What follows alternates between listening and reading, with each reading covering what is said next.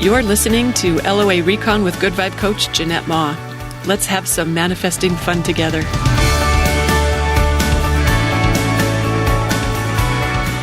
Okay, we had a little bit of a situation there for a second, but I think we've got it resolved now, right? Yeah, we do. He just laid down.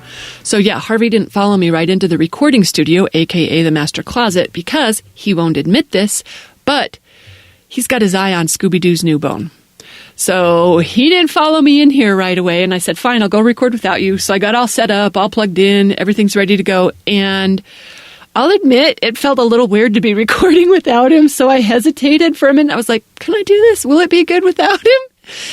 And I was just listening for where he was in the house, and I thought I heard some heavy breathing on the other side of the door. So I cracked it open, and there he was staring right back at me, eye to eye. Oh my gosh, he's so cute. So I said, oh, you want in now? So he came in, but he didn't really want to stay in. He came in and he circled around a little, but he didn't settle down because he really wanted to keep an eye on that bone, which is outside. So I said, you got to make up your mind, buddy.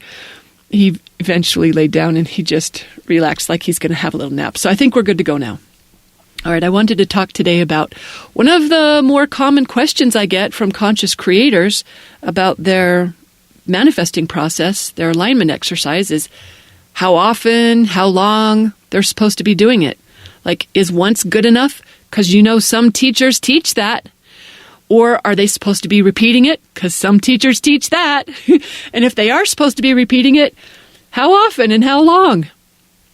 As if there were an answer to that question, same answer for everyone in every situation. There isn't.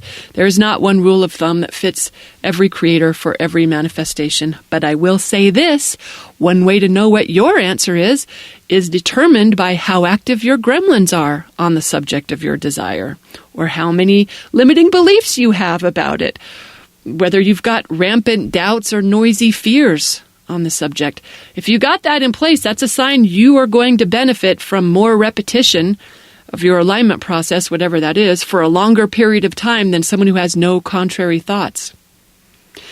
That's why those fun little desires that we don't care that much about, they're no big deal to us. That's why they manifest so easily. You can have just one little thought about it and ta-da, there it is the next day. It's because nothing's standing in their way. But if you've got obstacles to what you want, then it's a different story. For example, say someone wants a new job, but they've got strong beliefs that it's hard to find one in their field or in their area of the country. Or maybe they're super well paid and they think it's going to be tough to make that much somewhere else. Or maybe it's that they're getting older and they think it's hard to find new work at their age. Or maybe it's that they're younger and they're just starting out in the field. They don't have the experience or the skills that employers are looking for.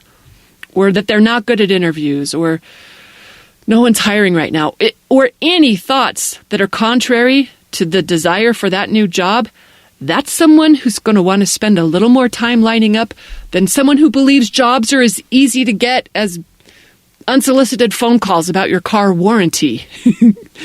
So if you're already predisposed to believing in what you want, if it feels like the next logical step, you do not need to put as much effort in your alignment practice as someone who's overcoming or overriding lots of contrary vibrations. My practice, when I've got a desire that feels kind of big, like something worth consciously working on, my practice is to just line up with what I want once a day. And I do that most days, not every day, just most days. And I do it in the morning, usually before I get out of bed. That way I know it's handled. And then later on in the day, if I notice there's, some sort of doubt or some sort of contrary thought popping up later in the day, I use that as my cue to line it up again, to remind myself of what I'm having. That's all I'm doing, is just turning attention away from the doubt or the fear or the whatever's not working for me and turn it back on to what I want, feeling it like it's already a done deal. Or reminding myself why I believe it's possible, or giving thanks in advance. I have a wide variety of practices that I go to on the regular, but that's what I do. So I practice it once in the day, and I don't do it every day, just most days. And then later, I usually do it in the morning. And then later on, if I notice myself noticing it's not here or wondering if it's really going to happen or whatever, that's my cue. Line up again, because that is not an instruction that is going to stand with universe, not from me. It is not going to get any instructions that I don't have it or it's not here or is this going to work. It does not. Those instructions do not stand. So when I notice myself thinking that, and yes, awareness is crucial here, because a lot of people are entertaining that stuff without even realizing that they are, myself included on occasion. But when I do notice that, that's what I use as my cue to remind myself what I am having. And the more I do this, the less noisy the gremlins are, and the more momentum I build towards what I'm manifesting, towards what I prefer. So if you don't entertain a lot of contrary thoughts, you're not going to need as much repetition, and it won't take as long to manifest. I'm going to say this, the repeated alignment is not for universe's benefit. It's for our own. That's our way of becoming a vibrational match or acclimating to our desire, so we become the frequency of what we want. That's the only way we can experience it. So we're doing that for our benefit, not because universe needs all the reminders. It doesn't. It's already got it queued up and ready to deliver as soon as we are a vibrational match for it. So however far away you are from that vibration, and however quickly you can adopt the aligned vibe, that's the answer to how long and how often to engage your manifesting exercises. So pay attention to what feels best to you, because overdoing it to the point where it feels like you're working hard at it or struggling to get there, that's not helpful either. You can't struggle your way into alignment. Universe doesn't give points for suffering or hard work. That's not going to count. That actually slows things down. So you got to make sure you're enjoying your process. In fact, your alignment practice, it should be an enjoyable treat, like a delicious way for me. It's a delicious way to start the day. It's what gets me started off on the right foot.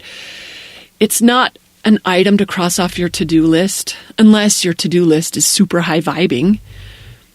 If you're finding it a pleasure to engage your exercise or your method or technique, whatever you're using, that's a sign you're on the right track. If you're uplifted by it, if you enjoy it, that's a good sign. And if it's not that, that's worth rethinking how you're going about it. I've got a ton of manifesting methods, techniques, and processes at the blog and at this podcast. So you can always look up different ways that will maybe be more enjoyable or entertaining for you to engage. Or you can always order the number 3 with me. I've got a menu of things to order for private coaching. The number 3 is working on an alignment plan. So the answer to the question, how often should I do it or how long does it take? The answer is, what's your gremlin situation? How many contrary beliefs are you holding? How many fears do you entertain?